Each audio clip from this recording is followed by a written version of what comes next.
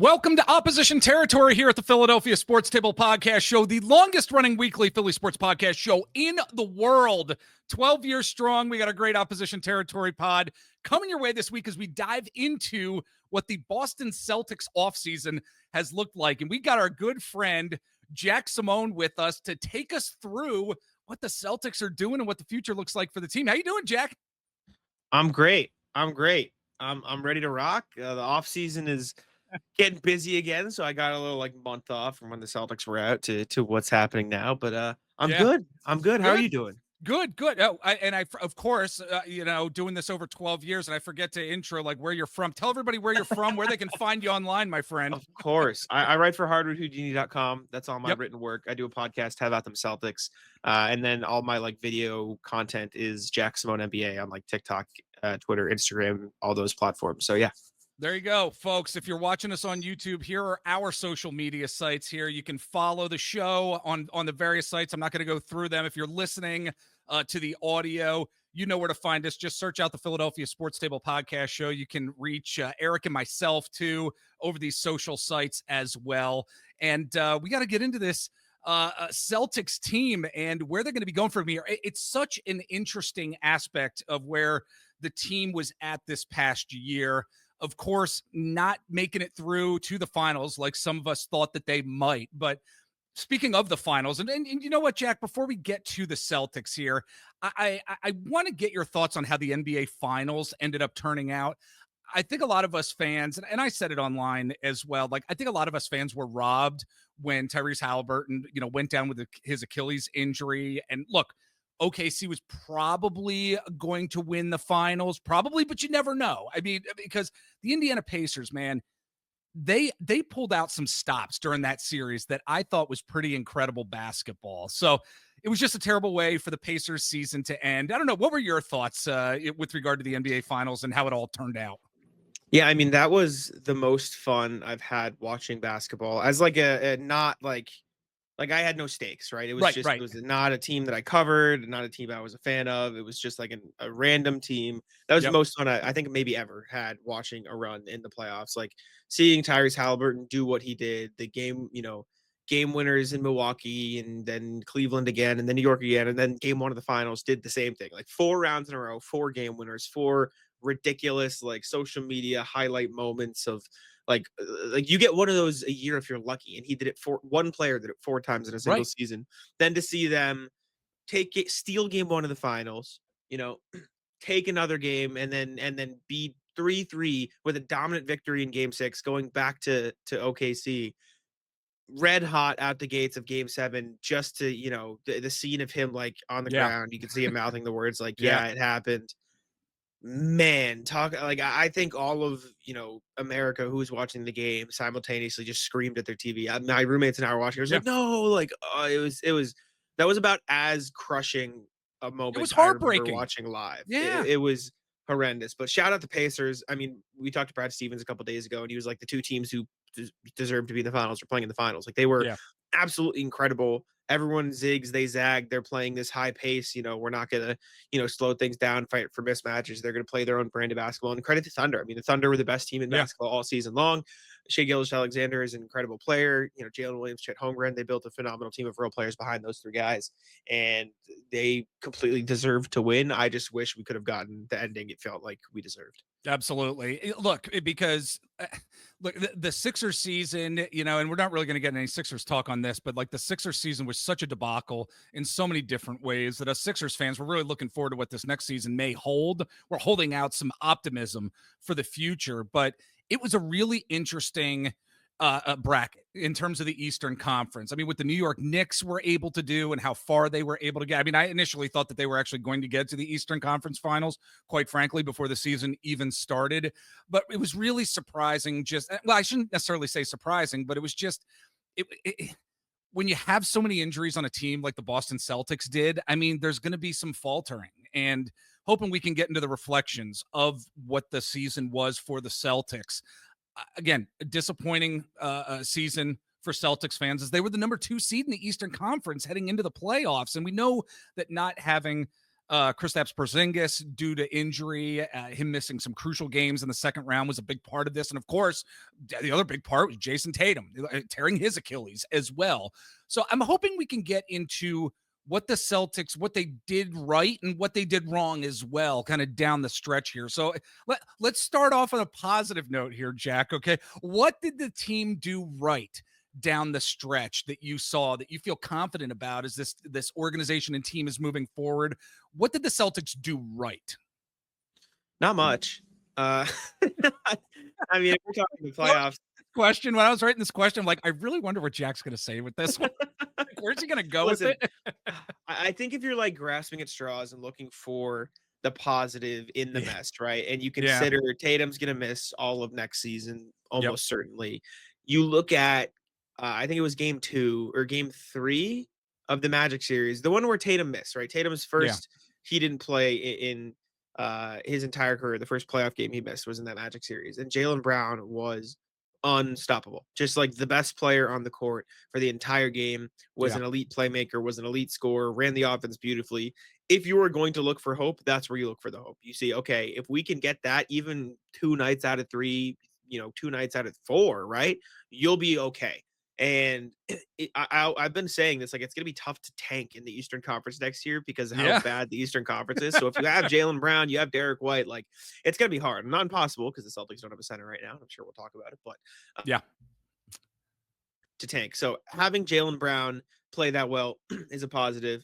Having Derek White, who has looked poised to do more than his role has, I don't want to say allowed him to do, but like what his role is called for the past 2 years, like he looks primed.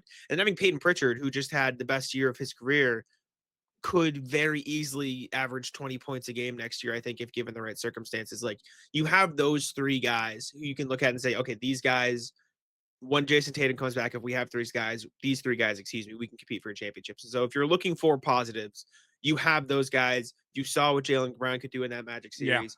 You got glimpses of Baylor Shireman down the stretch of last season. You still have Sam Hauser in a really good contract, who's a great 3-point shooter. You've got avenues and players you can look at and be like, okay, like, we saw what these guys can do last year. Let's trust them moving forward. Yeah, absolutely. Well, let's flip the coin here, okay? Do a 180 here, Jack. What did the Celtics team do wrong? I mean, look, whether they're coaching decisions that were made, whether it was the team and that narrative that we've talked about every now and again in big moments, and certain players not necessarily being able to step up in those moments at times was certainly an issue down the stretch too. What are your thoughts about what the team did wrong down the stretch? Man, I mean, you just look at the first 2 games of that Knicks series. It is just a complete and utter collapse by the Celtics. That is what Brad Stevens, that is what everybody has kept, like, doubling down on. Like, that's where we lost the season. That is where everything ended. When we blew those 2 games in the exact same fashion, it just felt like they kind of, devolved into a panic, right? They get up this big, and one time you're like, okay, that sucks. Like, that's really bad. Learn from it. The second time, like, you could almost feel them thinking about what happened the night before. They're thinking about, like, okay, this could happen again. We don't want to let it happen. And once you start to break the cycle or break the mindset of let's just play our game, you're cooked. Like, it's just going to be done. And so they slowed down the pace too much. They got sloppy with the ball. They didn't corral rebounds. It was like everything just dissolved in front of them. And you're not going to win basketball games like that against teams that have a lot of talented players. And everyone went into the series saying, like, oh, Knicks haven't beaten the Celtics all season, which is true, right? And the Celtics should have won the series. They were the better team, but they weren't, though. They weren't the better team because they lost. And they kind of crumbled. And now they're going to be left with a lot of decisions to make the summer. And it's just, I mean, they've already made some, but I think it goes to show, though, too, Jack, because they were the number 2 seed coming in, and it doesn't always mean that the top seeds are going to perform the way that we think they're going to be performing year in and year out once the playoffs arrive. I mean, how many times have we seen it with the 76ers? Again, I say we're not going to talk about the 76ers, but every freaking year they get knocked out in the second round. They could be the number 3 team, number 4 team, whatever it is, but you're the number 2 seed team. It just doesn't mean that you're going to go potentially to the Eastern Conference Finals. I mean, and that's what I love about the NBA anymore, to be honest with you, is the fact that not because the Celtics get knocked out. I mean, because you just don't know. We didn't know back in January that the Indiana Pacers were going to put on the type of show that they did throughout the playoffs. We had no idea that that was going to happen. They were a damn good team then, but we had no idea they were going to put on that type of show. So it's interesting how these changing of dynamics, top seeds of the Eastern Conference, and even, even the Western Conference too. And we all knew OKC was probably going to go to, run away with it, as you mentioned earlier. But top seeds, it doesn't matter too much in the Eastern Conference anymore. It's kind of crazy, right? Like, yeah, each of the last 3 years now, we've had at least one team who everyone's like, how the heck did they get here? Right. The Pacers this past year, no one thought the Mavs were going to get that far in 24. And then the Heat made that run in 23. And then even like, I guess the last one that was kind of like, oh, this is okay, was 22. But even then, like, I don't think going into that, everyone was like, oh, yeah, it's the Warriors, right? It's obviously the Warriors. So it's just, we're kind of in a place where anything can happen. And I think that's almost shaping how teams are approaching their building. Like, I think it's a poor example that I'm about to make because they haven't been very good. But like, look at the Kings. The Kings have been like, okay, we're just kind of sick of losing, right? So let's try, right? And they had that one really good season where they were a top seed and they lost in 7 to the Warriors. But like, teams around the league, I feel like are just getting sick of like losing. Like, the tanking can only last so long. It's seemingly as wide open a league as we've seen in decades now. So why not just try your best and see what happens? And look at the Pacers, right? They absolutely did it. It worked for that.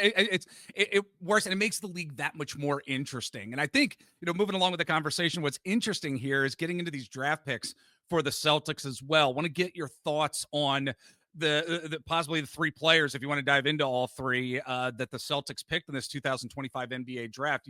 Hugo Gonzalez from Spain, Amari Williams from Kentucky, Max Shulga from VCU. I'm wondering, did you like this draft class for the Celtics, or are you feeling kind of mid about these picks and the direction they went? Or are you not liking the picks at all? What are your thoughts here?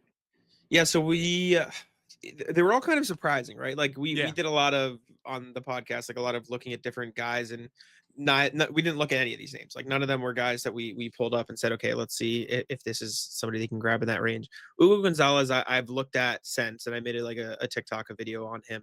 And the biggest takeaway I had was he just plays like as hard as anybody I've ever seen, right? Like, I watched like 4 different EuroLeague games of his minutes, and I don't think I saw him not pick up his guy at half court once. Like, he's just like a menace. He's a pain in the butt. He's always just going to be pressing you. He's going to be cutting off passing lanes. He's going to be bodying you. He's going to cut off the ball. He's going to get offensive rebounds. He's like, he played on a Real Madrid team that had 10 guys with NBA experience, like Serge Ibaka, Facundo Campazzo. They had Sergio Llull, who was like the best guy to never play in the NBA. And so he didn't play a lot of minutes, but there was this game in January where Evan Fournier was like red hot. And in the third quarter, they put Gonzalez on him, the 18-year-old kid. And he just like was, a pain in the butt the whole time. He's just on him. And so he's going to be a very fun player in terms of like the hustle and everything the Celtics fans like in that regard. But people are paying a lot of attention to like, oh, he didn't play a lot. He was an off-ball player at Real Madrid. He has been like a prodigy in Spain for a long time, and the Celtics have been tracking him for a long time. And the reason he didn't have the ball in his hands is because of just like how EuroLeague ball works. They played the vets. And so he's very comfortable with the ball in his hands. He's a good playmaker. The shooting has come a long way. So I like the pick from an upside swing perspective, but I also think the floor for Hugo Gonzalez is like a very much hustle player. He can play really good defense and maybe knock down a catch and shoot shot every once in a while. And I need to correct myself. It is Hugo Gonzalez. He told us that today at his first event in Boston. And I keep saying Hugo. I just called him Hugo. I have done it for the past 2 weeks. Yeah. So I need to like, I'm just like snapping myself into it. Hugo Gonzalez. You don't pronounce the H. I gotta get used to it. Well, I mean, in terms of the other, I mean, do you have any thoughts on Amari Williams from Kentucky? So what he may be able to do? So I've watched some Kentucky games, or I've watched like 1.5 now. I'm gonna do a video on him too, but I'm like in the process of watching. I haven't watched a lot of Max Shulga yet. I've watched like highlights, but I haven't watched like full games yet. The biggest thing with Amari Williams is the passing. He's like an incredible passer, out of the post, out of the short roll, just at the top of the key. Kentucky almost like used him as a crutch too much. Like, they didn't really have a point guard. I think they had a couple injuries, and so they just kind of like stuck him at the top of the key. And if something didn't come to fruition within the first 20 seconds of the shot clock, they kind of threw him the ball and said, okay, we'll figure it out. You make something happen, Amari. And so he didn't shoot super well from the field, which is kind of a red flag for a big man, but I don't think it was all his fault because he was taking a bunch of late shot clock shots.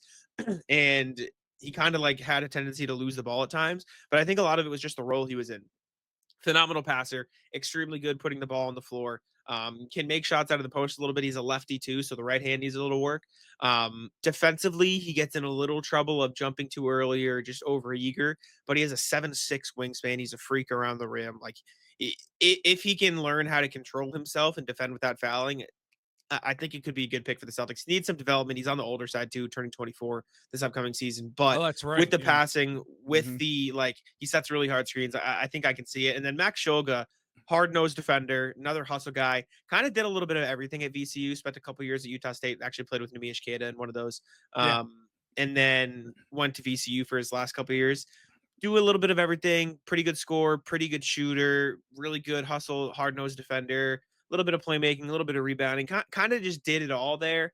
I think he's a bit more of a like needs to iron out what exactly he's going to do in the NBA. Like he needs Okay. to be a really good shooter. He needs to be a really good defender. He's going to be a playmaker. He's going to do a little bit like he kind of needs to find his niche and prove himself.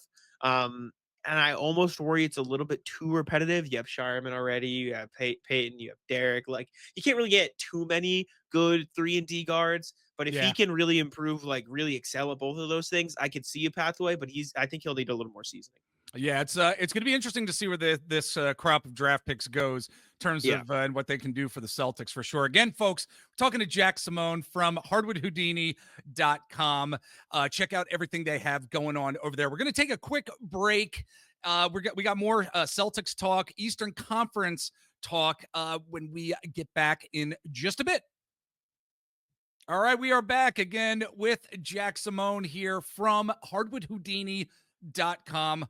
Love talking to him about the Boston Celtics and where this Celtics organization and where this team is going to go, because the vibes here, Jack, it really does seem to be that feeling that this is somewhat an end of this Celtics era, especially with Porzingis on the move. Drew Holiday is out the door as well. I mean, the Celtics cleared what was it, about $200 million in luxury tax and salary off their books during this offseason. So what do you think the direction of this front office is going to be moving forward as this team and organization? They still want to try their best to remain atop of the Eastern Conference. It's going to be difficult without Jason Tatum for sure this coming season. But, as free agency is upon us as well, what's the direction of this team and where are they going in your opinion?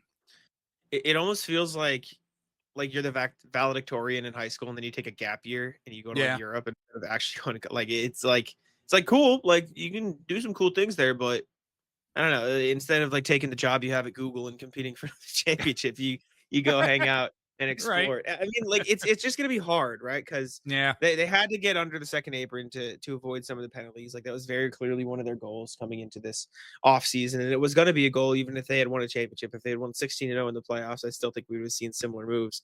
The real kicker was the Jason Tatum injury, because I think that is now spiraling into, well, I mean, Luke Cornett's already gone. What's going to happen with Al Horford? Does he want to compete for a championship? Are Yeah. we going to trade Drew and Porzingis for nothing and salary relief completely, or are we going to try to save it if Tatum's healthy? Now it has turned into, well, we got some value back in the Drew trade with Anthony Simons, but how much extra value is he going to have in another trade? Because there's reports of like they were going to try to flip him to save money to re-sign Horford and Cornette. Obviously, Cornette didn't pan out. We don't know about Horford, but I don't know how great that's looking right now. I think he might be out the door.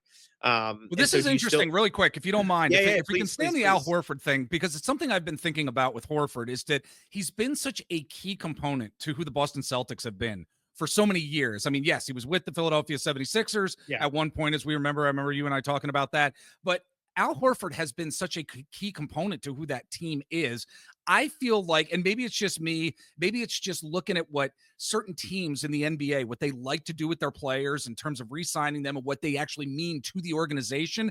I would think that the Celtics would want to keep him. And maybe it's a cultural thing that I'm thinking about, but No, you know what I mean? Like, I wanted to get yeah. your thoughts there, because I think Al Horford wants to play for a championship yet. Again, of course he does. But then again, he's such an integral part of this Celtics organization. I think they want to keep him. I think they wanted to keep Cornette. I think both of those guys, Yeah. like Boston wanted to keep them around. It's just a matter of like, I think their top priority right now is financial flexibility for when Tatum gets healthy, and like staying under the second apron. There was a report today from Adam Himmelsbach that they might even consider getting under uh, the luxury tax line, which is another Yeah. 18 million in like clearing off the Jeez, books. man. So they might fully embrace next year as a, we don't really know what's going to happen. Let's just save as much money as we can and let it be what it is. And so if another team comes out and says, okay, Al, here is, 12 to 15 million dollars, you're like, well, okay, we can't really do that, right? Can't We compete can't with really that. spend that. Exactly. And Yeah. so if his priority is, I want to go win right now and I'm going to go take this huge payday, the last one he'll probably ever get, then it's tough for the Celtics, who I think they wanted to keep both of them, but it just, I think it truly just comes down to what Horford's priorities are, because I think the Celtics are going to run into we might just try to save as much money as possible so we can fathom or afford to spend it when Tatum gets healthy again.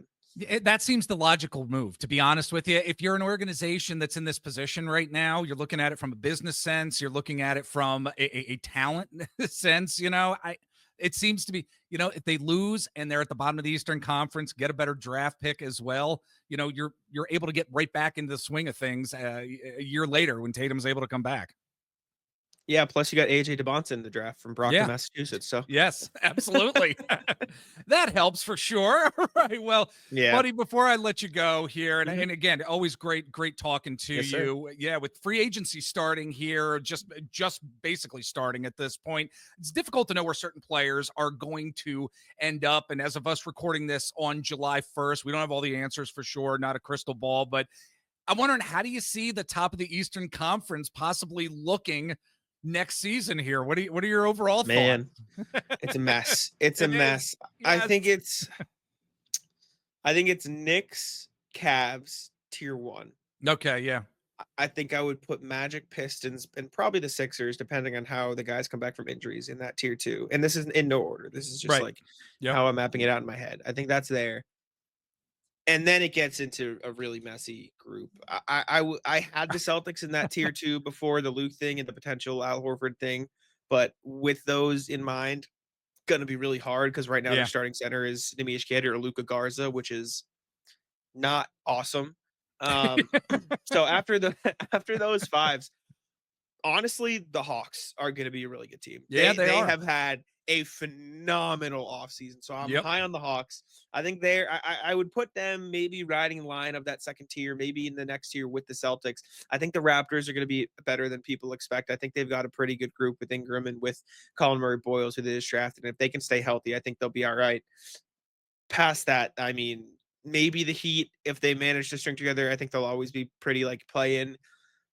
The Bucks, I don't know what they're doing. They're disgusting right Dude, now. they waived Dame They and they waived get Dame Turner. and they get Miles Turner. What Nasty the heck work. is going on Nasty here? work by Milwaukee. They're a mess. And then, I Yes. mean, if you want to talk about mess, you get into Bulls, Hornets, Wizards, Nets territory. Yeah. That's puke. So I don't know, man. It's going to be a crapshoot in Yeah. the Eastern Conference. It's gonna be a fun season, though. That's what makes it It'll a be fun fun. And then season the at the end. Pacers, who, Yeah. oh, God, who knows? The East will certainly be fun, and the West will be fun for vastly different reasons. Absolutely. Again, folks, he is Jack Simone from hardwoodhoudini.com. Get your podcast out there as well. It's How About Them Celtics, right? How about them Celtics? Indeed. Yep. Appreciate you. Absolutely.